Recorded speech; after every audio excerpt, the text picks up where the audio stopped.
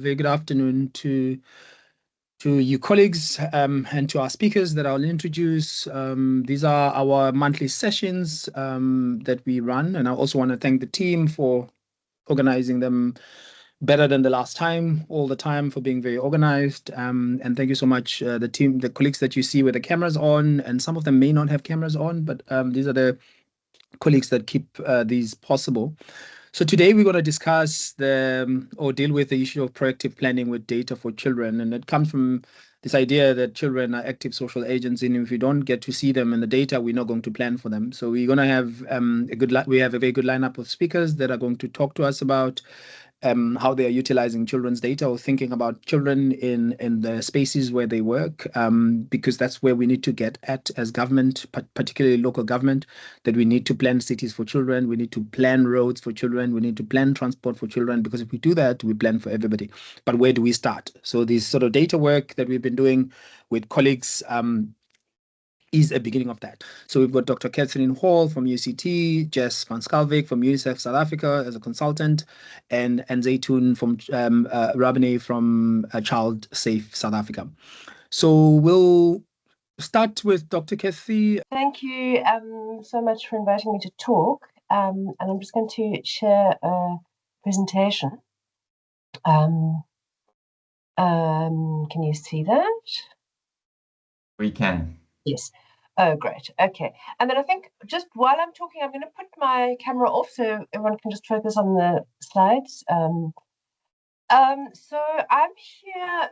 I work at the Children's Institute at the University of Cape Town, and we have for almost 20 years now been running a project on child indicators called Children Count.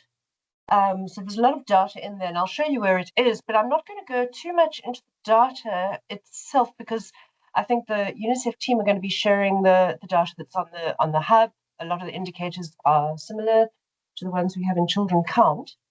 I thought I would pull out some things that might be of interest to people in the planning space. So it's more about the physical environments that children live in. And what fascinates me sometimes is not what's in the child indicators, but where children are not visible. So I'm going to talk a little bit about households without children as well. So let me just I need to get rid of that. Okay. So just some themes of what I'm going to talk about is the growing population, the urbanizing population.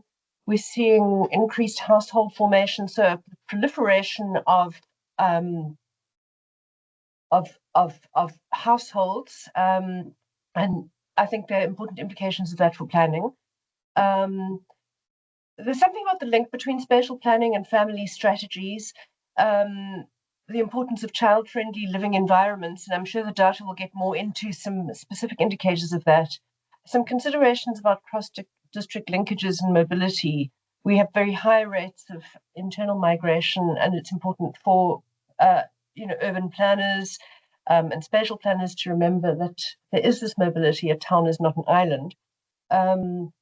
We have quite a lot of indicators on co-residence and care arrangements for children, but of course those are influenced by spatial planning, so there are considerations for that as well. And then I'll just end up talking a bit about using data in planning and monitoring some principles, and of course that'll go into the discussion. And if there's time, I'll just show you a little bit of Children Count. So the first thing, and I've put up this slide before, but I really find it fascinating to look at. We have various population models, Tembisa and the Mid-Year Population Estimate Series. And here all I've done is taken the single age years from the MYPE and divided them into equal age bands of 6 years, which is not the usual approach, but it allows us to cut off for children. So children under 18 are the sort of orange bands at the bottom. And then a working age population, and then you're over 60 years. And what we are seeing, the pattern has been and is projected to continue as, is a growing population, but the growth is mainly in the adult population because of longer survival rates. We know that fertility rates have been falling for decades. The number of live births has stabilized, and in fact, recent data from the DHIS suggests that it's been declining. So all of this points to the importance of investing in early childhood and children generally as a strategy for the future, because of course they move up into those upper bands. And we also, it's not a growing population. It should be manageable if we can get things right. Another point is that the population continues to urbanize, and this is driven both by urban migration and by urban births. This graph on the right goes right back to work that Charles Simpkins did, modeling urban shares of the population back to 1960.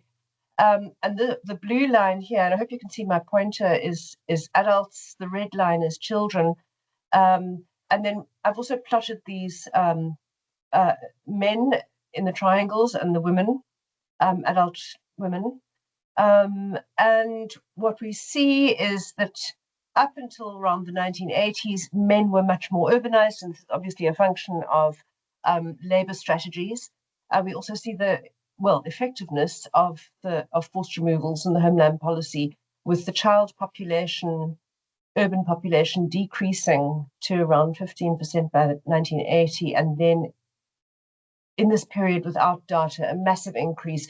And we can see, tracking through the October household surveys, the GHS and various censuses, that the urban population continues to grow, but adults are still more slightly urbanized than children.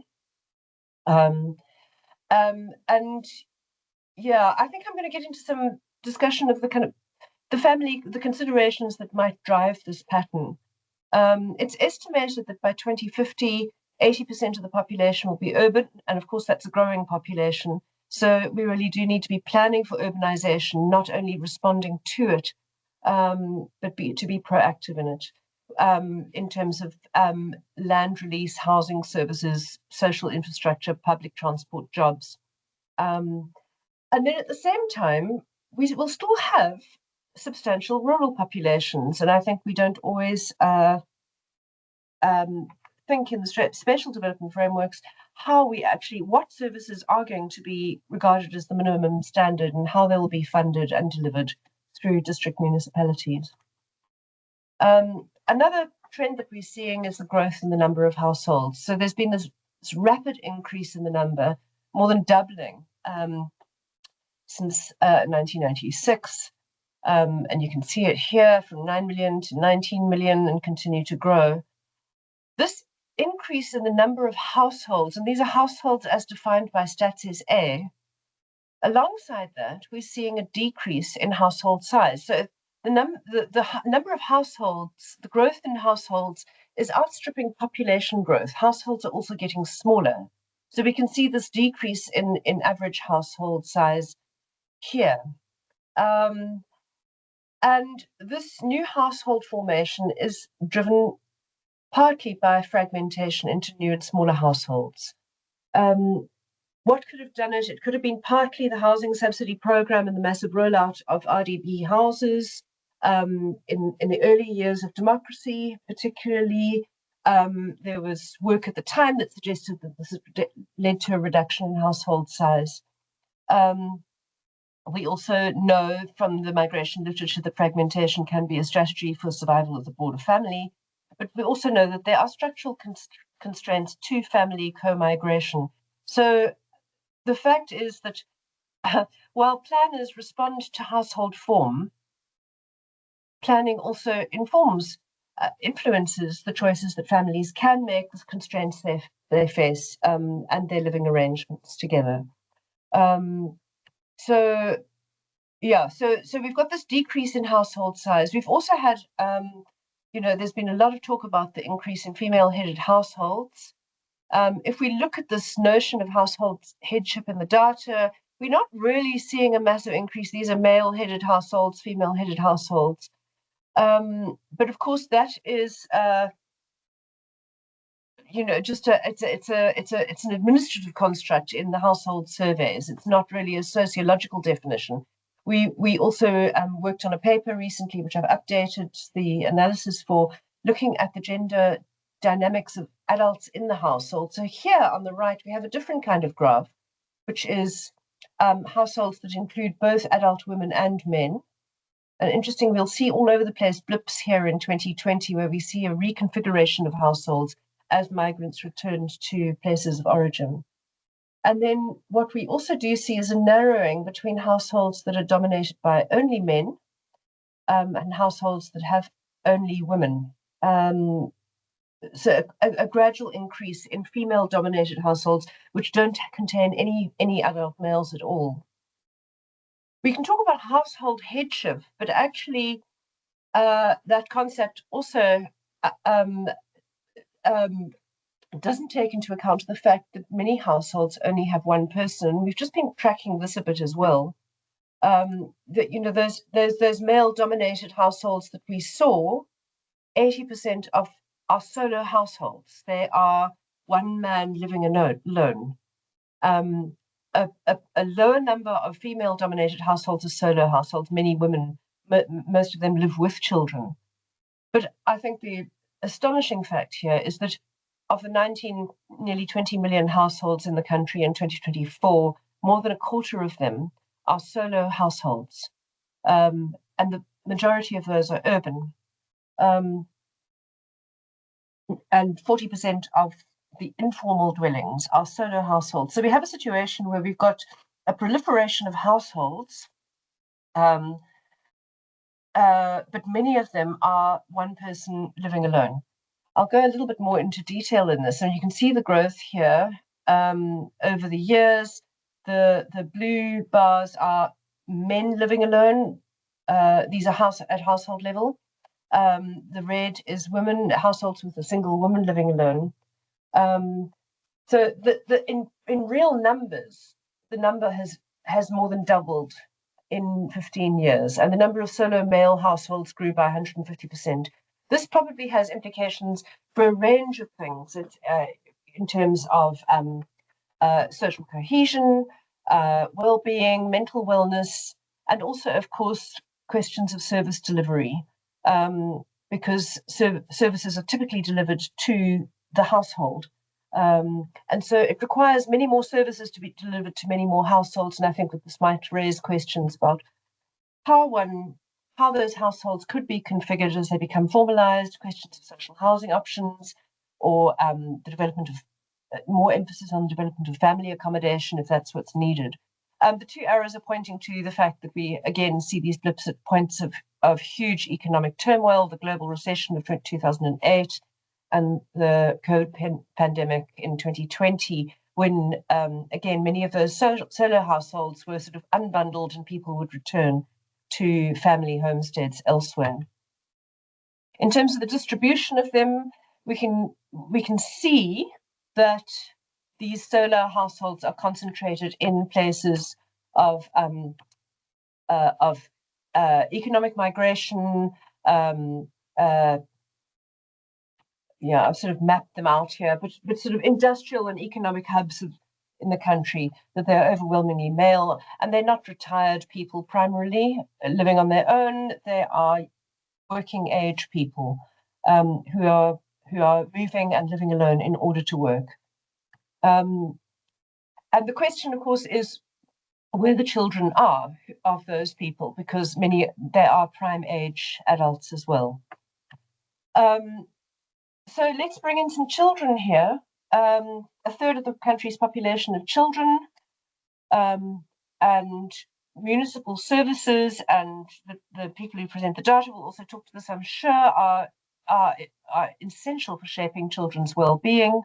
But of course, density matters enormously for municipal service delivery. So we're having a look at sort of density here, and I've ranked the districts by population density, starting with the most dense. And what we can see if we look at the share of children in those places is that children are underrepresented in the population relative to the national average in districts with high population density.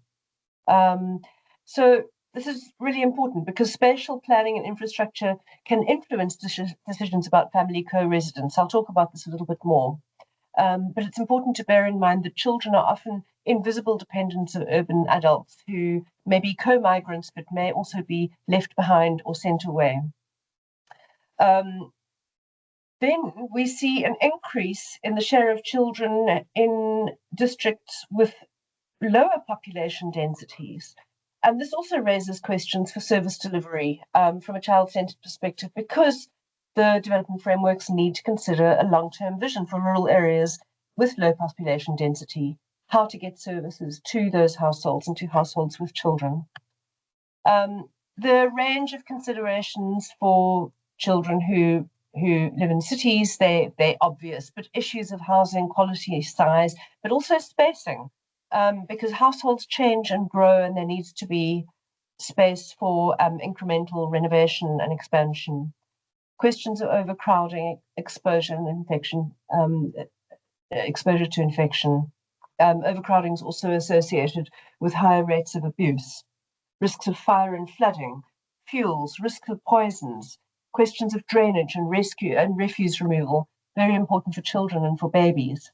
Water and sanitation, basic services delivered to site. And whereas the policy norms often have a minimum adequacy requirement of 200 meters from the property, certainly our child indicators measure indicators of service to the point of site, to the dwelling, either in the house or in the yard, because it's extremely dangerous for children to have to leave their homes and walk to access communal services.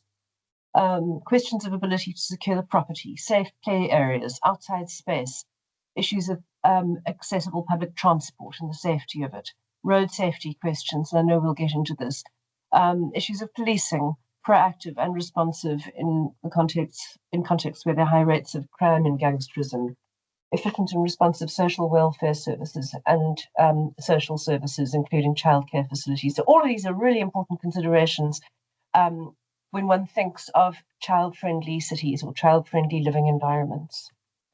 And I was talking to health workers recently, and I was just pointing out that, a lot of the things that health workers might say also have to be considered in the light of the deficits in service delivery. So if one has to keep a sick child at home, 1.6 million children are living in informal dwellings.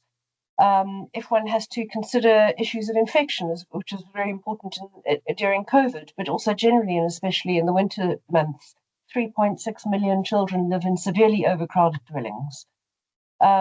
If taking medication requires food, we've got extremely high rates of food insecurity. Nearly a quarter of children living in households where they've run out of food during the course of a month. And these indicators are all taken out of the General Household Survey, which we use as a primary data source because it is so regular and consistent. So it goes on, but questions of service delivery are directly related to health and development in young children. It's for these reasons that certainly in my work on migration and labour migration, where children are often ignored, and I tried to bring them to the foreground, that it became clear that many people choose not to bring children with them when they seek work in places that are considered work opportunity sites. So we get these strange population pyramids, which look very different to the national average. So out of the census data, this is just as example, giving two places that are kind of migration nodes linked to each other. In a rural village in the Eastern Cape, and this is an actual village, unnamed, we see a huge child population relative to a very small adult population. We see the out-migration of men, particularly from the early 20s, but also of women, and then a kind of a larger cohort of older people who are also caring for those children. Whereas in the places where these adults typically migrate to, in the migration path, what we see is kind of the opposite. We see a large young child population driven largely by infants who are born and perhaps breastfed in cities and then sent away to be cared for elsewhere. Then we have this sort of mushrooming effect where it comes right in, and a much smaller child population relative to the younger working age population, and then again an exodus of older people returning away. And I think that there needs to be consideration about planning for the elderly in cities. Historically, cities have been places where people come to work, and then certainly during the apartheid era, many were expected to return to rural homes in order to retire. But I'm not sure how much retirement planning is actually being done in cities. But certainly I haven't updated this with the 2022 census, and it'll be very interesting to see what these kind of pictures look like there. But the point is to remember the urban-rural linkages, which are dynamic and which change over the life course. So building on this notion that families and individuals are not static, this is where panel data becomes useful. And unfortunately, we've lost the National Income Dynamics Study, which was extremely useful for analyzing migration over time. But the work that came out of that found that families were highly mobile, that households were constantly changing. The children also moved. 35% of children moved place before the age of 15. A quarter of children experienced some kind of child or mother migration event. They might have been sent away from the mother's in migration place, or moved to join her, or sent to live with somebody else. But a kind of a change in co-residence arrangement informed by an internal migration strategy. The two pictures on the right are just showing, the top one is showing in sort of more current internal migration flows. These are just illustrative, but you can see the in-migration to centers that are economic hubs, whereas in fact it's kind of the opposite of the patterns during forced removals, where families were removed to the former homelands. And so we're seeing a sort of a return migration, an inverse migration, but also there's a lot of literature on oscillating and circular migration. So I think the mobility of families is a real headache for planning, because it requires providing for mobility, including the potential dependence of migrants. So thinking about schools, housing, health, welfare, sanitation, that, there is no such thing as an educational migrant. We are a single country, and people do move for strategic reasons at different points in the life course. The continuity of service is important, and this is something that health does relatively well, but is more difficult to achieve in the social grant system, in social welfare services. School transfers can be problematic for people who move. So we need continuity of services, we need referral and follow-up systems, and all of this can be informed by data. This is a picture which is quite shocking, which has been shocking, but I think that having come through all of this, we might understand why South Africa is a global outlier when we look at common indicators of how many children live with their mother or father or with neither parent. And we can see a list. This is an international study that was done looking at 42 different countries, and here they are ranked along the bottom, and South Africa is right at the end here. The pink bar being children living with two, the share of children living with two parents, with one parent, and without any parents. It's very different to the other countries. What is not on this map is some other countries which have a similar pattern to South Africa, a similar distribution.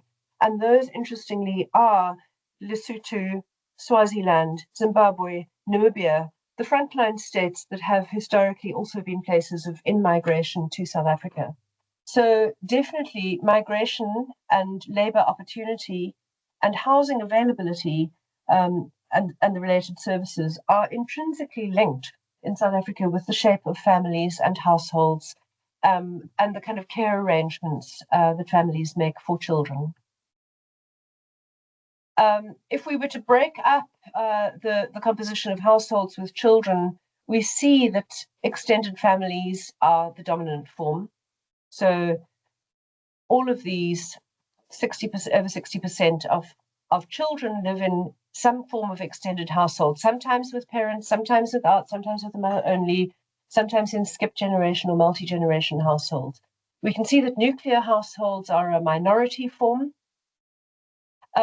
And these sort of patterns of extended family care are historical and they're cultural, and they are an asset in terms of care for children.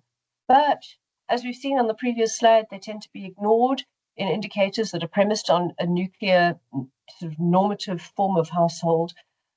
We know that these sort of care arrangements have been exploited in the past to ensure that there is care for children while supporting labour migration and failing to provide urban family accommodation at scale.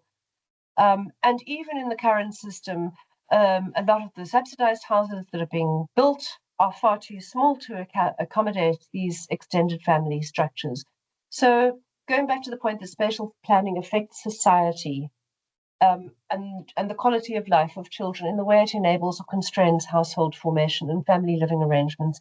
And perhaps we need to be more forward-thinking and more flexible about that. Just some thoughts on practical steps that planners might use. And I'm not a planner, but I think that it's a fantastic thing that planners are starting to take child-centered data seriously in their work. One could benchmark local conditions against provincial national averages. I'm sure that is done, but perhaps not in relation to children. Of course, for children, it's important to identify priorities for essential well-being, to map service backlogs on those priorities against child population density. That places of in-migration should plan and provide for growing child populations, this kind of latent demand. The point that service delivery can't assume a static base. Things are moving all the time. It's important to set measurable child-focused service targets, and then track IDPs and service delivery and budget plans with a child lens. There's the possibility of including youth voices in IDPs. It's been done in some countries to great effect, I think particularly in Colombia, actually. The UN Committee on the Rights of the Child has specifically required that member countries conduct child impact assessments. These haven't really been done systematically, to my knowledge. There's the idea of developing child-focused scorecards at low level.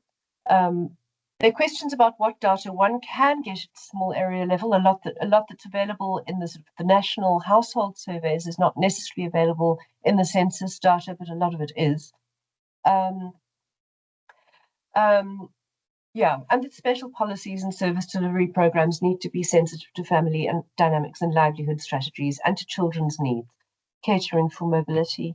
So I'm just going to end with a link, if there's time, and interrupt me if there's not, to the Children Count website, which might be useful as a resource. There are a bunch of indicators. If I click here, it should take me to it. But you... sorry, it's just opening. Okay, here's the page. So the indicators are grouped into domains. One can go into the domains and choose an indicator. So children living with parents, and you can then see. So this is the picture that we were seeing: children living with neither parent, only with the mother, and we can see the overwhelming responsibility that lies on women to provide for and care for children. Children living with both parents, and we see, of course, in the Western Cape and Gauteng, the highest rates of living with both parents. But if one were to take it the other way, the picture may look quite different, because many of the children who don't live with both parents in the Eastern Cape may have parents living in other provinces. There are all kinds of ways you can view the data. You can choose disaggregation. One can look by year. So for example, if one looks by geography, you can see here are the former homelands, and they often jump out as a starkly different picture for child indicators. And the quintile distributions are also striking and tell an important story, that often it's the wealthiest households who are able to have their children living with them, while poor households need to make different child arrangements. So yeah, one can go through these. If we look at income poverty, there are various, one can choose various poverty lines. So for example, there's a food poverty line. One can see improvements across all provinces, but if, let me just go to a trend graph, if, for example, one were to look by geotype again, don't worry about the bumpy green line, that's rural farms, and the numbers are very small, so they tend to be more bumpy. But for example, here, the former homelands, this orange line, we see the big bump in 2020 in food poverty, and what we also see is that while it decreased quite rapidly as the child support grant was being rolled out, it has not decreased, in fact appears to be increasing slightly. So there are huge concerns about child poverty and food security. And then maybe just one last thing, if we were to compare access to adequate water for children, I'll just do it by geotype again. We see an improvement in access to adequate water, which, as I said, is piped water delivered to site between the 2 years. But if we were to look at access to basic sanitation, we would see a much bigger improvement, and this is because of the nature of what's being rolled out and what's defined as adequate. So a ventilated pit latrine, which is part of the definition of adequate sanitation, can be delivered without bulk service infrastructure, whereas piped water can't.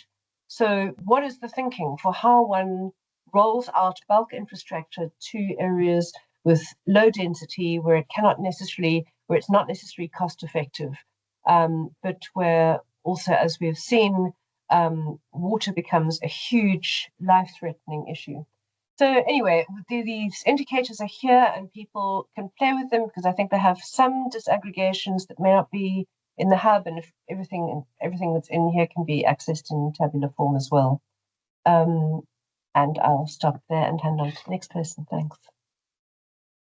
Great. Thanks so much, Catherine. That was absolutely fascinating and eye-opening. Thanks for sharing both your insights and the Children Count website. I'm sure people will find value in that, and I hope lots of people go and visit the site. We're going to move on to a demonstration of the State of Children dashboard. It's recently been published on the National Strategic Hub, and to do that, I'm going to ask my colleague Pamela Mahamuza to present. If you don't mind, Pamela, are you ready to share? Okay, thank you. Over to you, Pamela. Thank you, Nick. Can everybody hear me? Yes, we can hear you. Okay, thank you very much. Okay, so today's dashboard is going to be a little bit interactive because I'm not seeing as much questions as I would love to in the chat section. But for today's presentation, we will be looking at the State of Children's dashboard. Yet once again, we'd like to thank the UNICEF team that worked on developing this. Just to take you through it, I'm gonna need pens and papers. Everybody must take out a pen and paper. This is a very multi-layered dashboard. So can I see hands? Whoever has a pen and a paper out. Can I just see like a thumbs up? Anything? I see a couple. Okay, I have faith. Okay, so ladies and gentlemen, welcome to the Data for Children dashboard in collaboration with UNICEF. And the dashboard is made up of multiple components, as I did mention. So just a couple of things to walk you through. We do have the overview dashboard.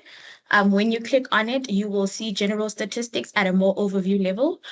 It is then further broken down into key themes, which are WASH, which is defined as safe drinking water, sanitation, and hygiene. We have child protection, social protection, ECD, adolescent health, and education. We also do have key things that you can, key indicators that you can look at. For example, we have these fun statistics over here.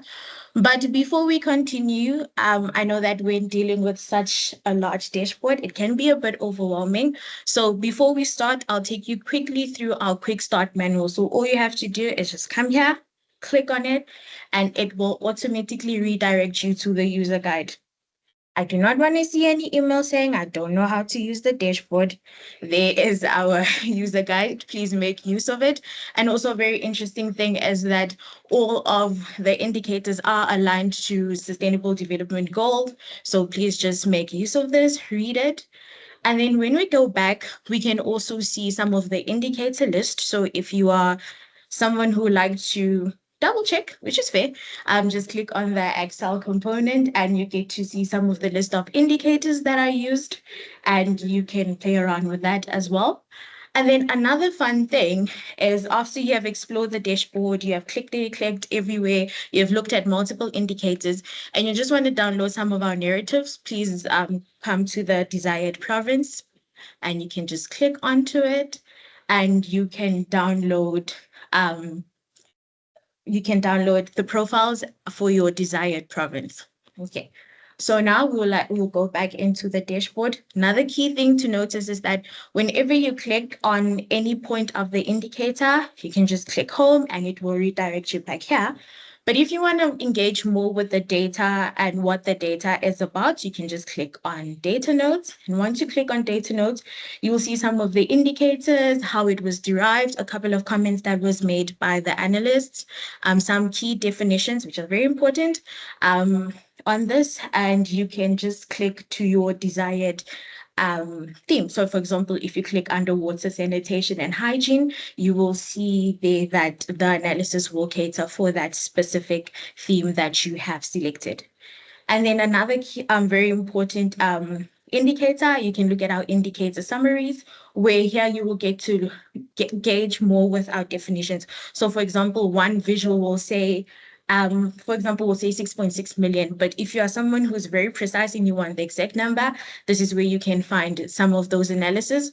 Another key thing is you get to see the year of the data set used. I know this is very important to some people, especially for trend analysis or where the data comes from, and you can see that as well. Okay, so are we good? Thumbs up? Are we good for now? Can we now get to the actual dashboard? Perfect. I like reassurance, everyone. So I want to know that everybody is with me. Okay, so for the sake of this one, we'll just go first onto the overview. Onto the overview tab, we'll start to see some of the following tabs, from population to dependence ratio, population structure, and life dependency. Right here, you will see a filter where currently it's showing us for the entirety of South Africa, but you can look at it yet again to your desired province. So if you click onto Gauteng, you will see that the visuals are interactive, so the values will start to change. But if you don't want to look at it from an overview perspective and you just want to, for example, look at population or child population, all you have to do is come here, click onto child population, and everything will now start to break it up. Another reminder, our dashboards are interactive. So for example, if you click onto here and you click, apologies for that.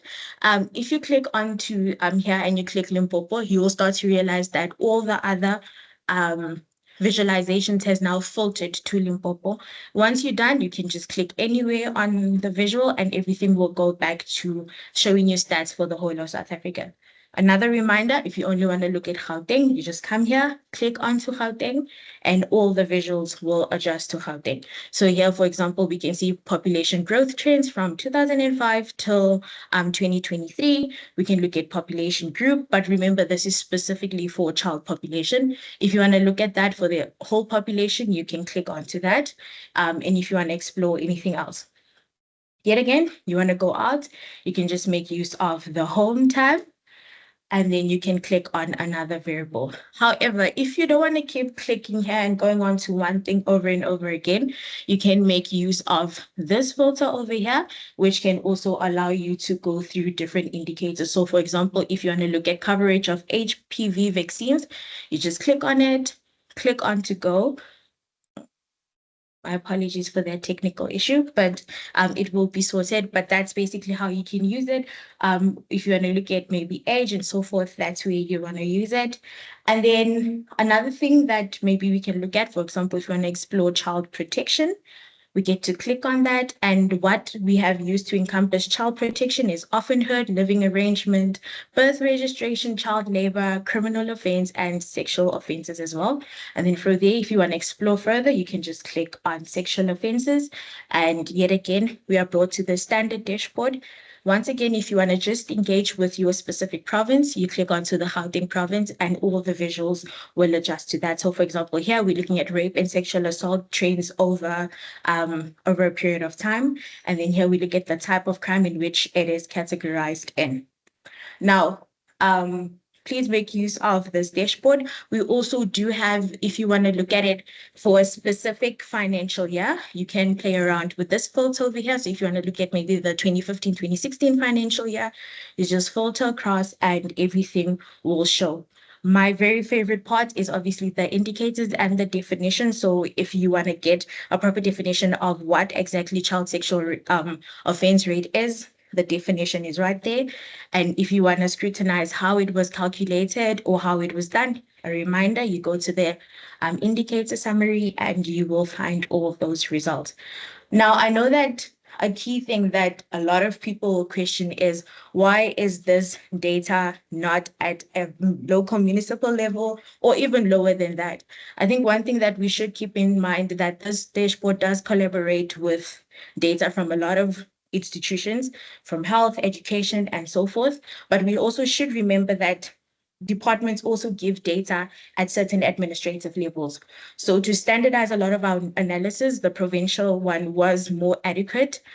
Just an example will be, we know that healthcare data from the healthcare barometer is at a district level, and certain data sets will currently only be released at a provincial level. So for the sake of standardization, it is provided at a provincial level.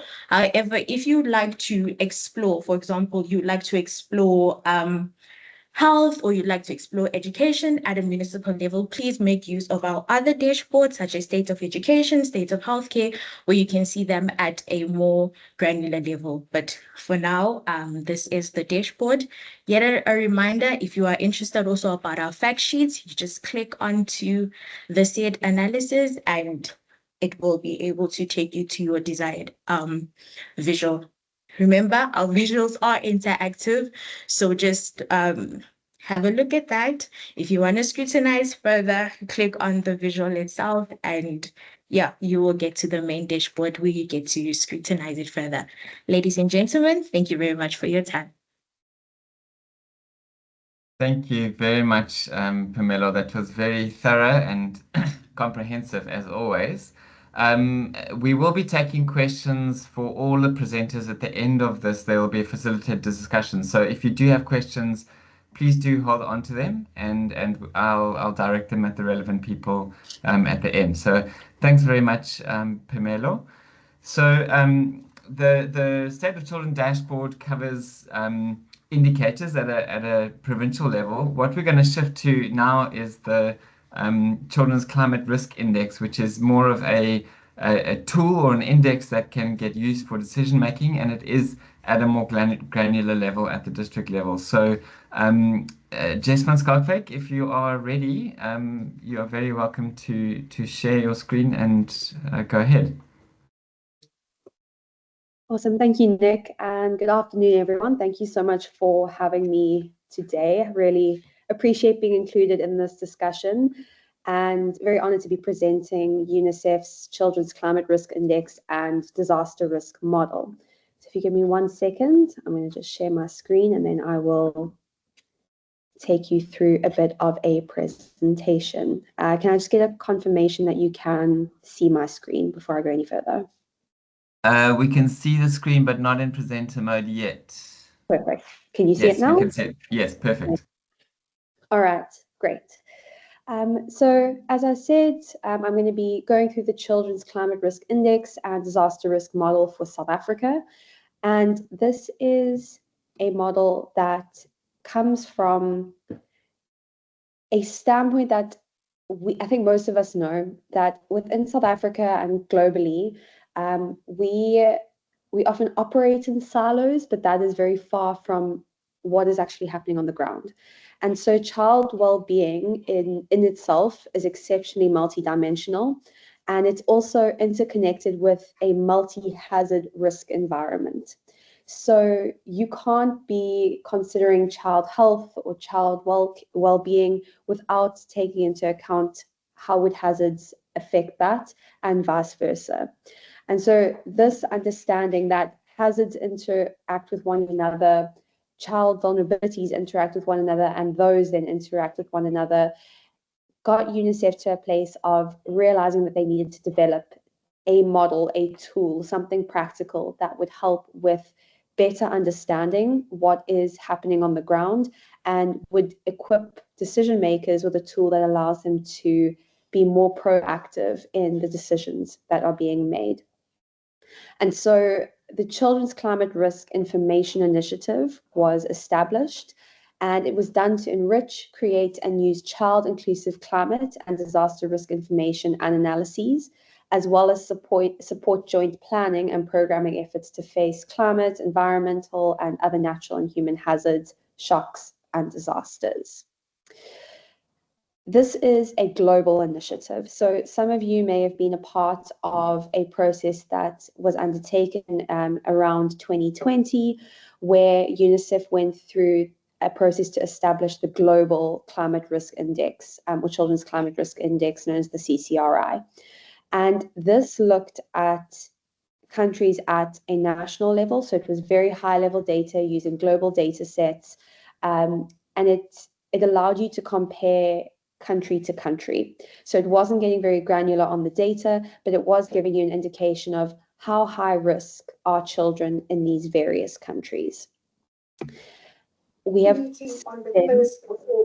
shift to... There's a big difference, Elizabeth. Can I think that, like, how you call a special... Can we just ask attendees to mute? Somebody's off. Perfect. Thank you so much.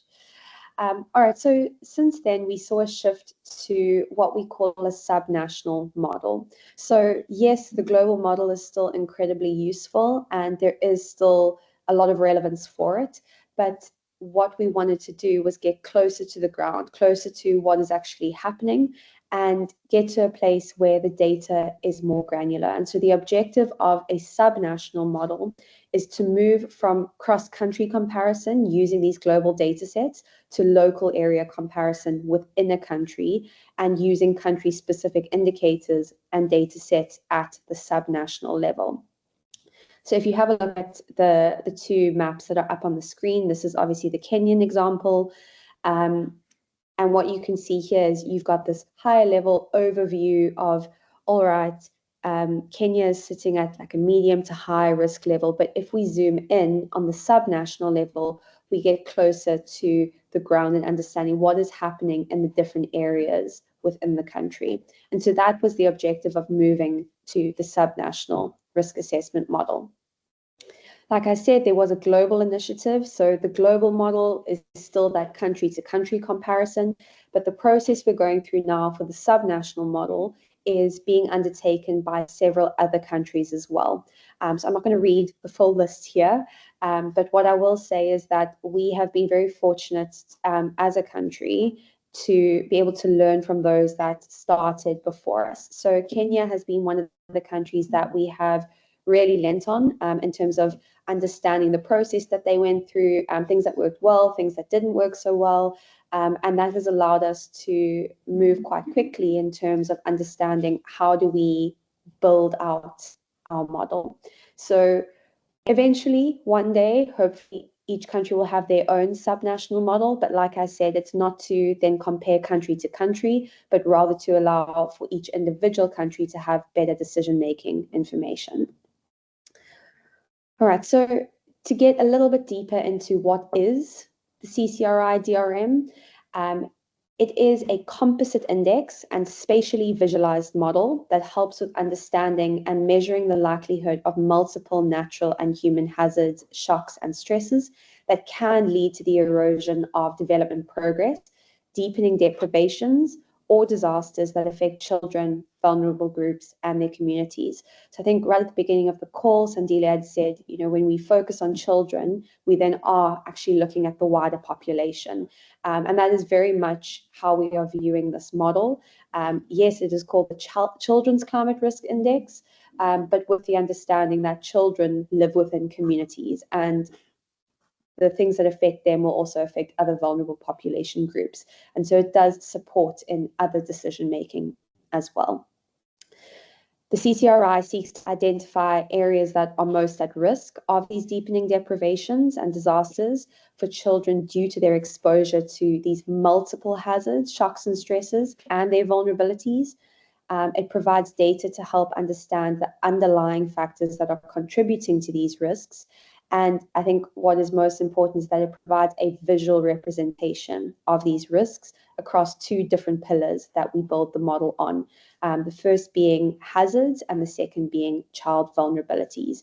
And the visual aspect of this model is what we are so excited about, because it takes it from a 400-page report to something that looks really pretty, but also has really valuable data sets and is really interactive and allows for those decision makers to see things in front of them when they are trying to decide where resources and information needs to go.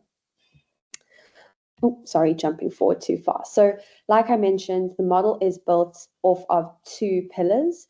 So we have exposure to shocks and stresses, or what we call hazards, and then you have child vulnerabilities.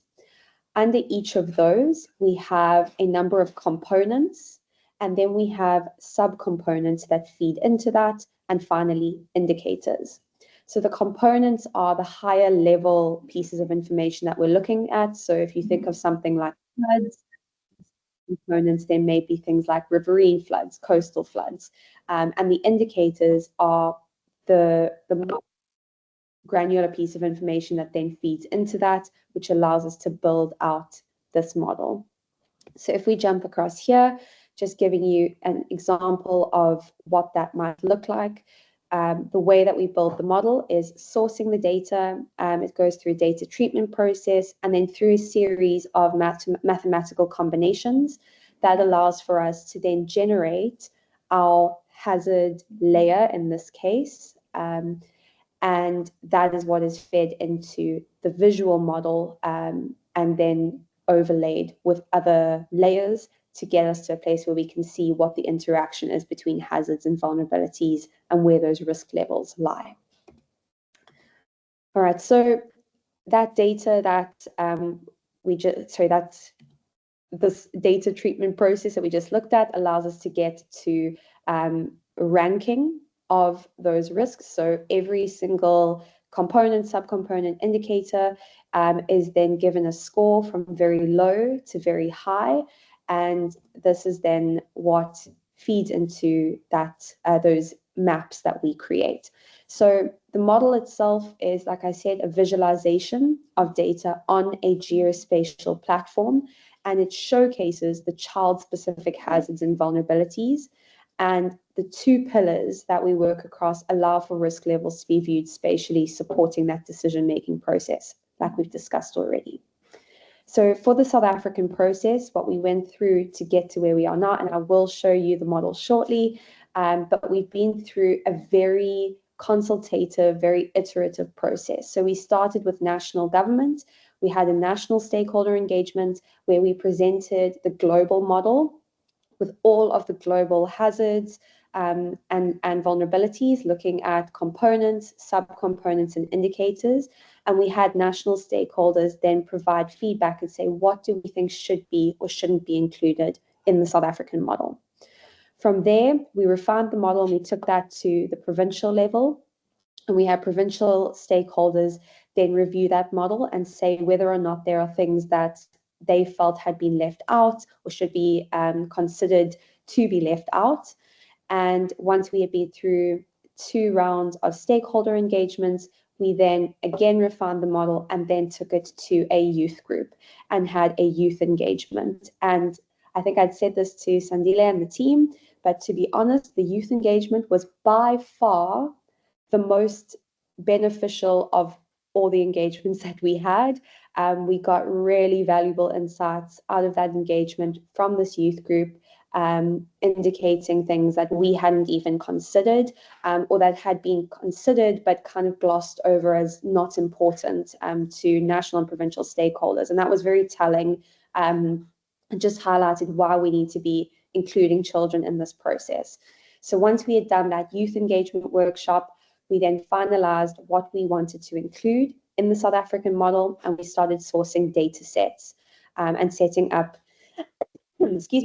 government relationships for national ownership. So I do just want to thank the National Strategic Hub team for their involvement in this process, because South Africa has been the only country that has managed to achieve national ownership of this model. We are still finalizing all those bits and pieces, but this has been a huge step forward, and one that has really put South Africa on the map, haha, pun intended, for the CCRI process. And other countries are now starting to look at us and say, how can we do the same? Because we know how valuable national ownership is for these sorts of tools. So a quick thank you there. Once we had kind of started going with those relationships, we then started to develop the data tables based on that draft model structure that we had. We then reviewed the tables and started building out geospatial layers, overlaying those layers so that we could establish a model for validation, and then inputting the model into GeoSite and finalizing the step for inputting on the strategic hub is where we are at right now. So we built this model purely on secondary data, and that is how the model is built. And so when I jump to some of the challenges that we faced, I do just want you to keep in mind that this model is purely built off of secondary data sets. All right, so what I was discussing now of sourcing the data, putting it into data tables, what you're seeing now is just a quick snapshot of what those data tables look like. Lots of numbers, lots of tiny squares, lots of headaches having to look at this for many, many hours. But once all of the data had been put together into these data tables, that is what then allows us to build the very pretty maps. And so each of the components and subcomponents that were identified for the South African model did get their own map. So if I jump forward here, this is just some examples of the hazard maps that were built. So drought, soil erosion, floods, fires, vector-borne diseases. And we've got the same for the vulnerability maps. Again, this is just a select few of all the maps that were created. And this is what we used to then validate the model in the most recent round of workshops that were done in KZN with a number of national stakeholders to understand, have we covered everything that we need to? So it's these models that then come to get these maps, that come together.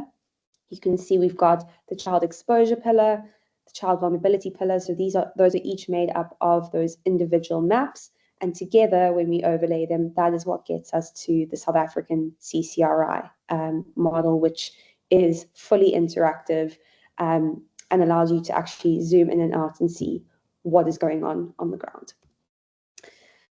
In terms of accessing the model, so what we are also really excited about is that the CCRI is intended to be entirely open source.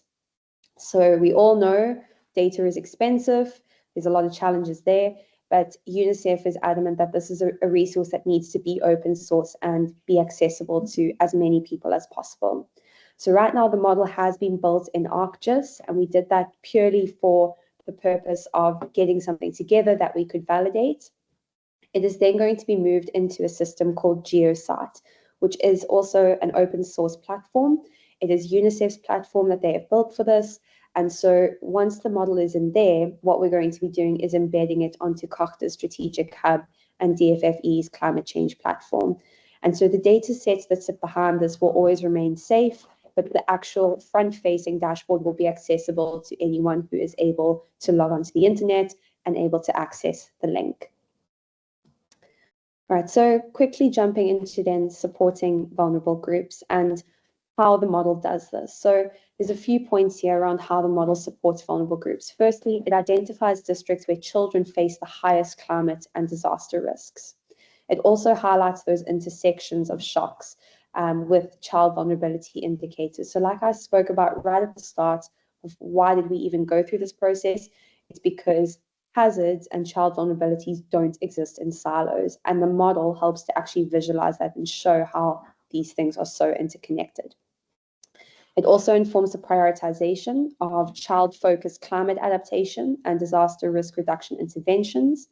It enables early targeting of services and infrastructure in at-risk communities, encourages evidence-based planning across sectors like health, education, social development, etc., as well as helping local government and NGOs design more inclusive, equitable, and equitable response strategies, and then supports integrated risk management by layering multiple types of risks and vulnerabilities. And I think most importantly for me here is that it translates a very complex climate and socioeconomic environment or that data into actionable insights. And so something that kind of exists as this mystical being, we can now start to see it in front of us and start making decisions on this environment and how do we deal with these interactions between hazards and vulnerabilities. All right, so again, I was going to just touch on these maps again and say, you know, through these 3 maps, we've got the ability to look at hazards, to look at vulnerabilities, and then to see that interaction. And so that is how we are then able to support children and vulnerable groups with that really pretty visual of what is going on the ground. Okay, so why does this matter? I think it's a lot of this we've covered already, but ultimately it centers child rights and welfare in climate and disaster risk planning.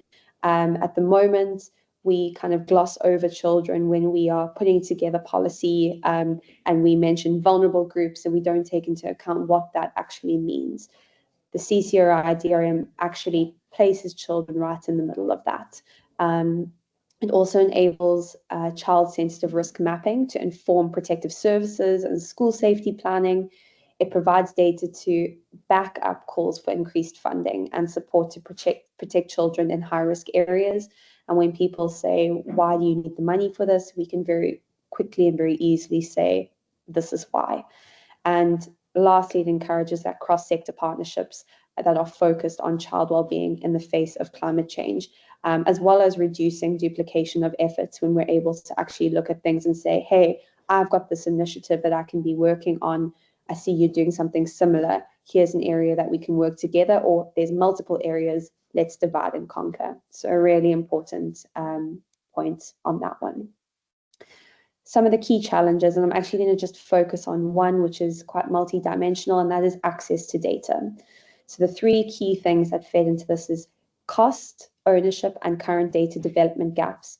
Cost is a big one, and so there were data sets that are really expensive. We know data is expensive, but that does influence what can be included in the model. Ownership is another point. So who owns those data sets? And the current agreements that are in place, are we as UNICEF able to access them? Some of the data sets we were not able to at this time, but this is where that relationship with the strategic hub is so valuable, because what it allows is for national ownership and relationships that they already have in place, and data sharing agreements where it allows will actually allow for more data to be brought into the model. And then current data development gaps. So what we did notice is that while there is a lot of data available, not all of it sits at a very granular level. And so the model we built has been built at a district level, but there was a lot of data out there that sits at a national or a provincial level, or data that sits at a district level but isn't nationwide, and that then could not be included in the model. And that obviously then influences the accuracy at the end of the day. So why should decision makers use the CCRI? Firstly, it aligns with national development and resilience strategies. So things like the NDCs, IDPs, SDGs, and it supports transparent and data-driven resource allocation and program targeting. It provides a replicable, locally owned tool for planning, advocacy, and budgeting. Empowers government to take preemptive action rather than reactive measures which is, I think, very much the focus of why we are at this session today. And it builds institutional capacity to manage and adapt to increasing climate threats. When we look forward with the model, so we've built a model that we're really excited about, and I'm going to do a very quick demo, but I'll actually share some links that people will be able to look at. But the model that we've built now, we know that there's gaps, and I've highlighted some of those in terms of data ownership. And so what we are doing is looking forward and saying, how do we continue to grow this model? How do we get it better and better and better? And so the first step in that is obviously the strategic hub coming on as the official partner on this project, taking ownership there and allowing for the model to be continuously developed. But the second part of that is also we are currently exploring the implementation of AI and machine learning into the model. So we're busy with the feasibility study for that. And what that will allow for us to do is look at things like filling data gaps using AI and machine learning, or interpreting the model, allowing for things like a chatbot that will interpret the data and give you information, making it even more accessible to people who may not be familiar with data and data sets. So we are at version 1 of this model, and we're hoping that within the coming weeks that is going to be available to be shared. But what we are looking for going forward is we want this to be a model that grows, and as data becomes available, that it's fed into this this tool and becomes something that actually supports decision making from national government all the way down to community-based organizations. So very quickly, I want to just jump across here. So I will share these links so that I don't take too much more time going through them here. This is a story map that we have built in ArcGIS. So this link, you are welcome to go have a look at it. And all of the maps that I had snapshots of are on there. So if you jump down, you can then start seeing each of the hazard maps.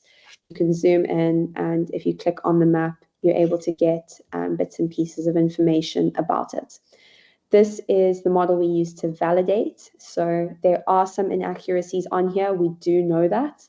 But that was the point of the validation process. And what it is going to be fed into is the GeoSite platform. So this is Kenya's GeoSite platform right now. Again, I'll share this so that if you're interested, you can have a look at it.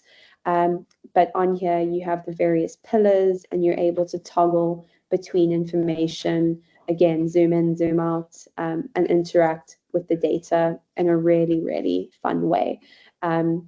So as you toggle between things, the information will change.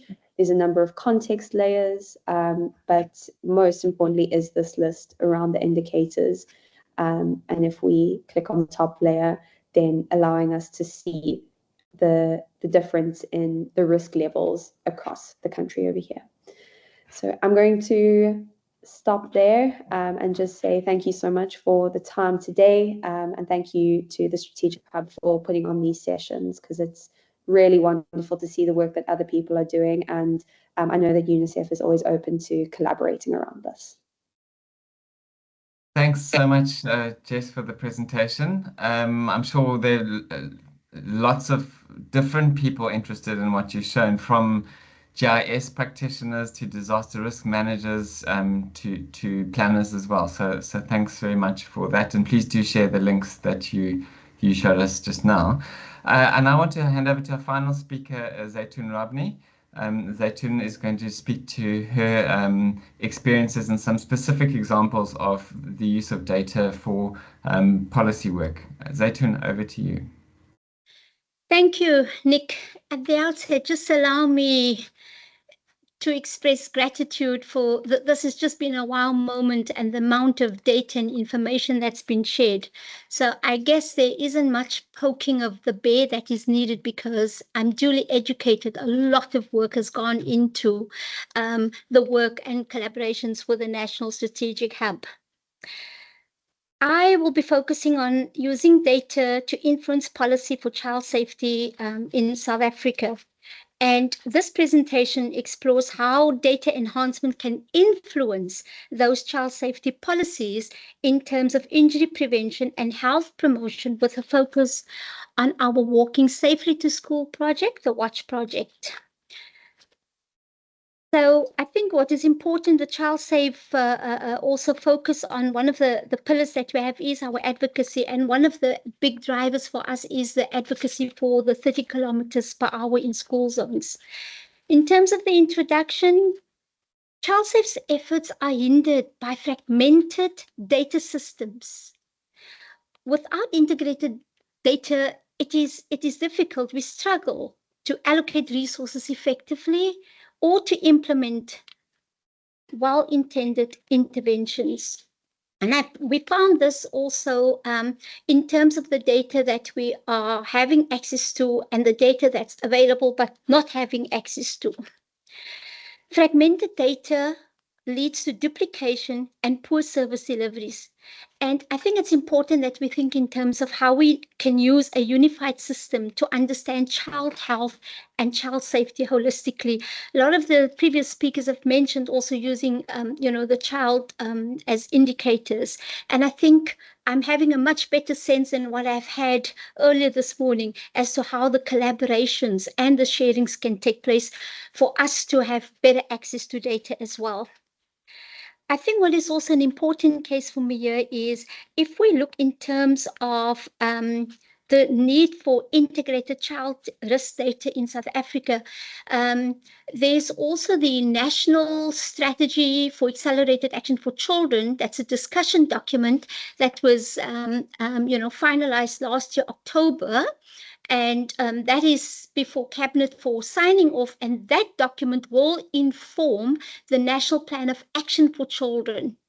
And we were very fortunate to include within that document injury prevention, harm to children, safer environments, as well as reduction of speed limits in and around our school zones. So I think this is why the integrated and of the data becomes more important. We're not going to move that needle much if data is going to remain fragmented.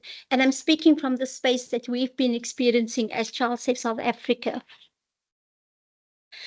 Different departments collect data separately. We've heard earlier about the data that's being collected within the health system at district levels, but there are the kind of silos that's there, which the district health information systems provides aggregated routine primary care data.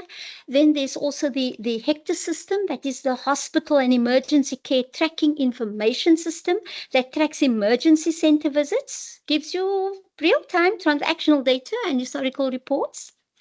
But these systems operate independently with very limited interoperability. And this hinders the holistic views on data and historical reports. If we look in terms of social development, a lot of these departments were mentioned in the previous discussions as well. In terms of social development, they oversee the social grants and child protection services, including the Child Protection Register, identifying individuals suitable not to work with children, and the Children's Service Directory listing NPOs working with vulnerable children. So the challenge that we have here is how do we integrate sensitive information within that health and the education data sets so that we can have better understandings of where our vulnerabilities of our children lies. Then, of course, also within the health sector, the environmental sector, that's also important because for the child health, water quality also is an important one. And we also need to be able to create linkages between the environmental data and child health outcomes. And part of the challenges are when systems don't talk to each other, we miss opportunities. As an example, we look at maternal health and child health services. They are often disconnected, affecting the care continuity. One of the previous speakers mentioned that continuum of care and why that matters. Inconsistent standards and formats make integration difficult as part of the barriers to this data interconnectedness. This then creates, I think, blind spots for policymakers, as well as it perpetuates inequalities that is very prevalent within our societies. I think it's also important if we're looking at what is happening with e-care in terms of the early childhood development data through the Department of Education. How do we link ECD data with health and social data? It's important for us to address the multiple child vulnerabilities that children are exposed to. And if we look at the potential data feeds into the National Data for Children dashboards, making data integration actionable, we already have data sources, and I've learned so much more about what is available through the earlier presentations.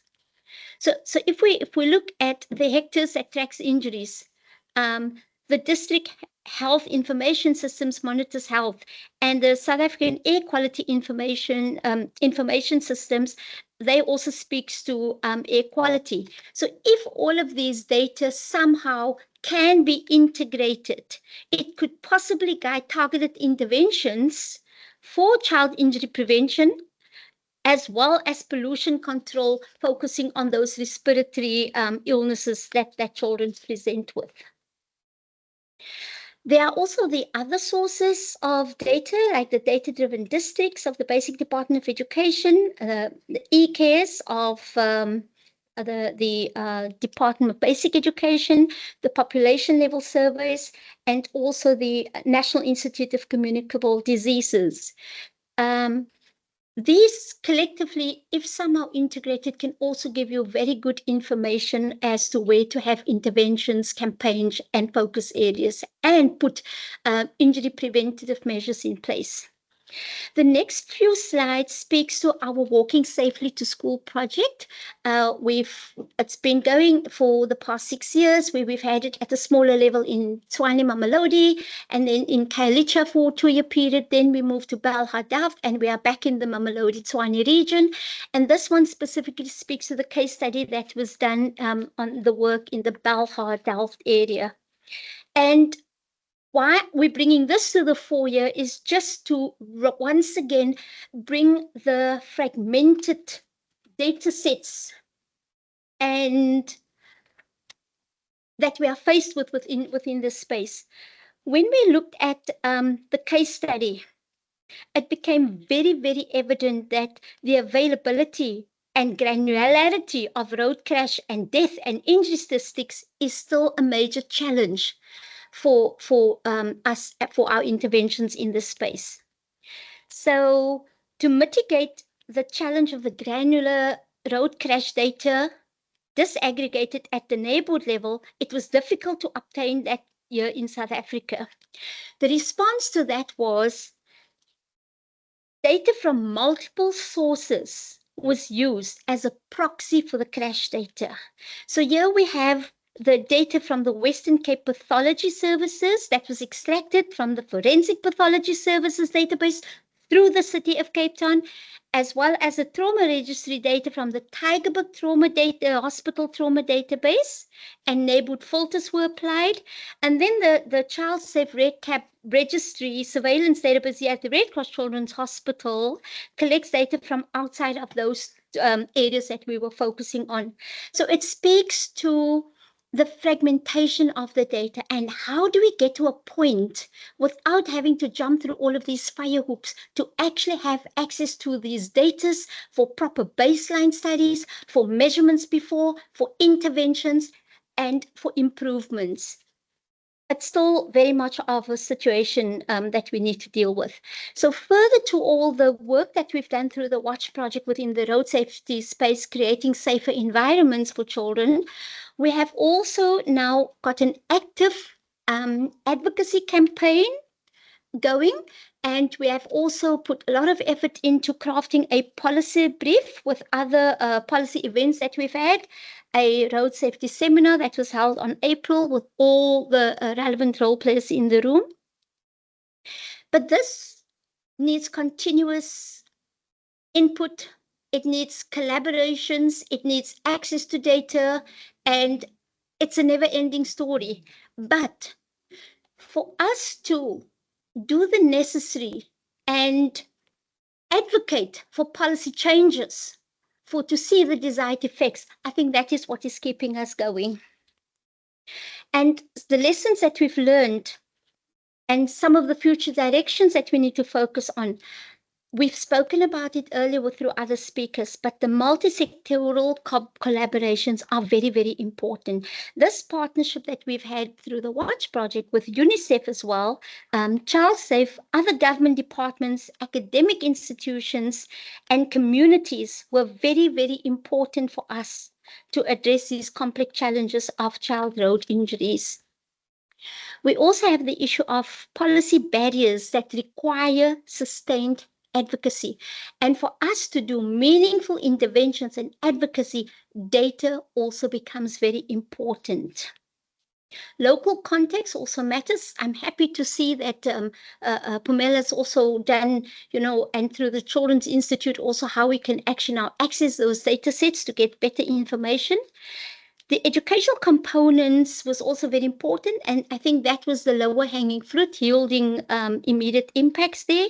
And once again, the thing that was also crafted within this case study was data limitations that constrain evaluation. So the lack of granular, accessible crash data highlighted the need for improved monitoring systems to measure the effectiveness of interventions. It's not an easy task. But I think the more we have this collaborations, these conversations, the more we learn and the more we can have our own cross-cutting engagement so that we can see how we can better do our interventions collectively for the child safety. An important achievement that we've had through the Walking Safety to School project in the Belhadalf region was the very first junior traffic training center. It's a modulated road safety environment where the teachers were given the resources and lessons equipped to teach the children of the special needs school road safety before they get taken onto the main road for practical lessons. This was a collaboration with the Western Cape Department of Mobility and the Western Cape Forum for Persons with Intellectual Disabilities, because inclusivity matters. And this was also a very proud achievement for us. Recommendations for future initiatives. Once again, strengthening of data systems. The lack of granular geospatial injury data across the entire province and nationally is a significant impediment when it comes to how do we evaluate our road safety programs. We need to also focus on strengthening the advocacy for 30 kilometers per hour with enforcement in school zones. And that necessitates the policy briefs that we are doing, the ongoing advocacy, because we need to take that to a bill to call for an amendment to the National Road Traffic Act. And that is an active one that we are putting a lot of resources into. And then for the safety of our children, we are also recommending the scaling up of infrastructure improvements. So this Watch project represents a significant step towards addressing the critical public health challenge in South Africa. This is a multifaceted approach where we've combined infrastructure improvements, education, community engagement, policy and advocacy. It demonstrates also the collaborative efforts in protecting our vulnerable road users. I think it was Jess that also mentioned the input of youth engagement.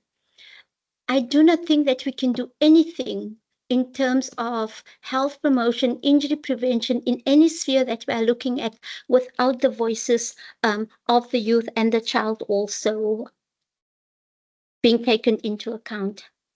So I think we felt bold enough to say that we would like to recommend creating a national data governance body, like maybe the National Strategic Hub. I mean, I see you being very well placed in this space. Developing interoperable standards using secure child identifiers and investing in training for the end user. And this will build really robust data systems that could be easily accessible and used to inform interventions and advocacy drives for policy changes. Such a hub, in my opinion, would allow real-time monitoring, mapping, and tracking of interventions, and it would improve decision-making and ensure accountability across the sectors. Integrated data systems are not just technical upgrades, they're essential for protecting our children. They enable proactive, targeted interventions and support national and global development goals. As an example, I've mentioned the National Strategy for Accelerated Action for Children that was crafted. It spans over about 8 domains, which includes health, nutrition, ECD, safer environments, the adolescent well-being, reducing mortality rates and mobility within the adolescent, the youth cohort. So that document will lead into a national plan of action for children, and it speaks to the importance of cross-sector partnerships and intergovernmental departments that need to sit and do the work. And I think what I've heard and seen, and I am part of here today, there's a lot of moving of the needle that has happened in terms of how things can be accessed, how data can be accessed for better interventions and for better collaborations. I think Kathy mentioned the importance of child-friendly living environments. Yes, but for me, it was also important that it's that very child-friendly living environments. There were also just that mention about, when we looked at child vulnerabilities and the risks, and that child well-being is multidimensional. I think it's very important that we just, put a little liner there of injury prevention within there as well. And I think the provincial, the dashboard that was also made available and demonstrated to us, it's definitely a tool that we are going to be looking at more. And I think the challenge of access to data and looking at the current developmental gaps that was highlighted also by Jess, for me as ChildSafe, I think we've really we've arrived. We are just standing there at the threshold. There's a lot of doors that has been opened, and we're coming back to the whole thing about why we are doing this and why we need the data to influence policy for child safety in South Africa.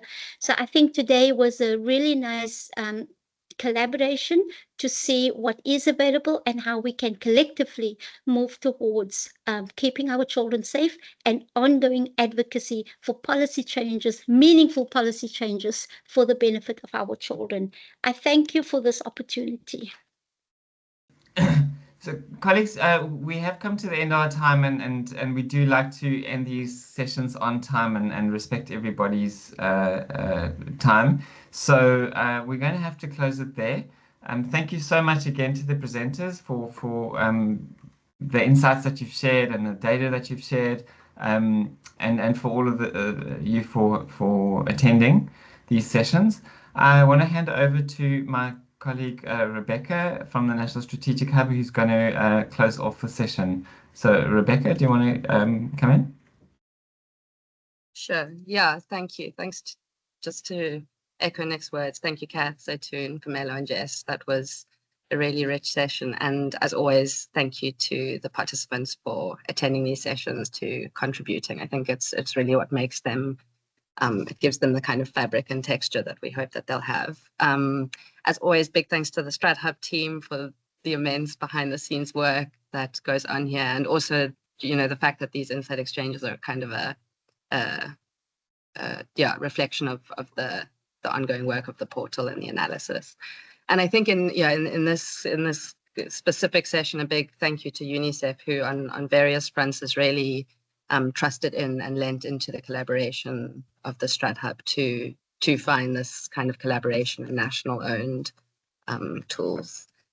Yeah, and I think before I mean, there were so many rich reflections, and I think a bit of a bittersweet session in the sense that it's, I mean, Kath, you showed, and Jess and Zaitun, you all showed how clearly stories emerge when you use data right and you go a bit deeper and you kind of interrogate the context around the data. But I think there's also a really strong call to action to collaboratively work towards more granular data, more consistent, higher quality, more sharing, more interoperability. So yeah, there's a huge opportunity cost, but at the same time, there really is this collective effort. So I think a lot of us here are committed to that.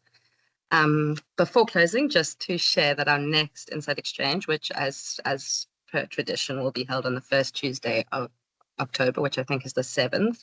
It's going to be our 5th one, and we're going to be looking at, in line with the broader theme of Urban Month, I think. I don't know the exact terminology, you'll forgive me, but Urban October, we're going to be looking at the new urban agenda and localizing the SDGs. So there we'll look at how reporting against these frameworks is done, what data sources we used, and the existing data gaps and challenges. And as Sandile showed us at the beginning of the session, you can go onto our Insight Exchange on the portal to learn about that Insight Exchange, but also kind of the consolidated repository of all past ones.